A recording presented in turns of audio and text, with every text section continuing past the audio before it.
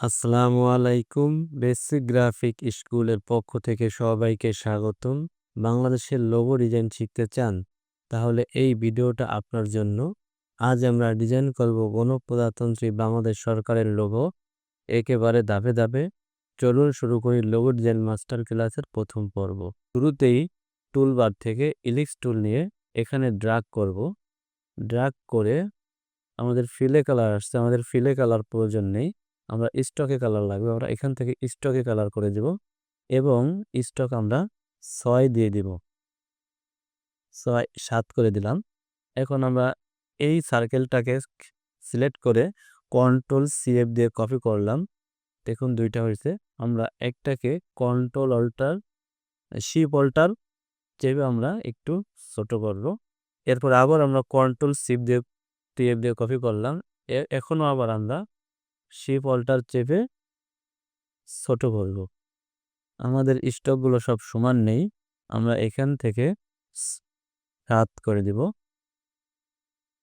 এখন আমরা এখানে লিখব, আমরা টুল বার থেকে এখানে চাপলেই চলে আসবে টাইপ 1 পাথ টুল। আমরা এইখানে এইটাকে সিলেক্ট করে আমরা লিখব, আমরা একটু ঘোরায় নেই,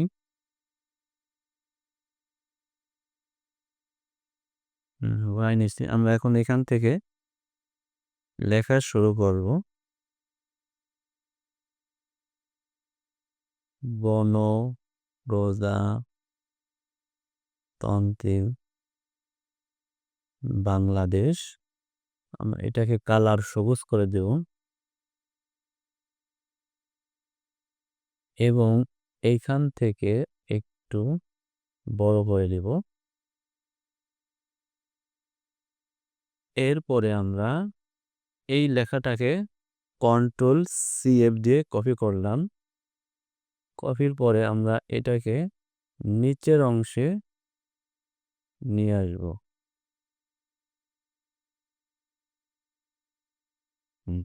নিচে নিয়ে আসলাম। নিচে আমরা এখন লিখব সরকার। সরকারটা একটু নিচে চলে আসছে, আমরা এখান থেকে একটু উপরের দিকে উঠাই দেব। এরপরে আমাদের দুই পাশে 4টা স্টার লাগবে। আমরা এখান থেকে স্টার নিলাম, স্টার টুল নিয়ে আমরা স্টার আর্ট করব। শিপ অল্টার চাপলে আপনাদের স্টারগুলো এরকম হবে। স্টারটাকে আমরা একটু ছোট করে নেই, স্টারটার কালারটা আমরা লাল করে দেব। এরপরে আমাদের আরো একটি স্টার লাগবে।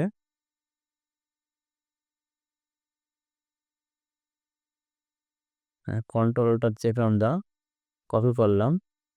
দুইটা স্টারকে শিফট চেপে সিলেক্ট করে আমরা কন্ট্রোল G দিয়ে গ্রুপ করলাম। এরপরে আমরা শিফট চেপে আমরা ডান দিকে নিয়ে আসলাম এবং এটাকে আমরা রিফ্লেক্ট করব। রিফ্লেক্ট করার জন্য এই রিফ্লেক্ট টুলে ক্লিক করে আমরা 90 ডিগ্রি রিফ্লেক্ট করলেই হয়ে যাবে।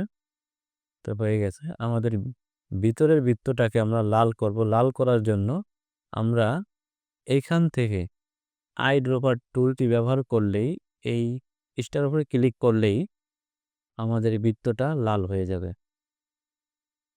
এখন আমাদের ভিতরে বাংলাদেশের মানচিত্রটা দিতে হবে। আমি এই মানচিত্রটি আমি ফ্রিপিক থেকে ডাউনলোড করেছি। আপনারাও ফ্রিপিক থেকে বা অন্য কোনো ওয়েবসাইট থেকে অথবা নিজে আর্ট করে এই বাংলাদেশের মানচিত্রটি আর্ট করতে পারেন। আমরা একটু ছোট বড় করে নেই প্রয়োজন মতো।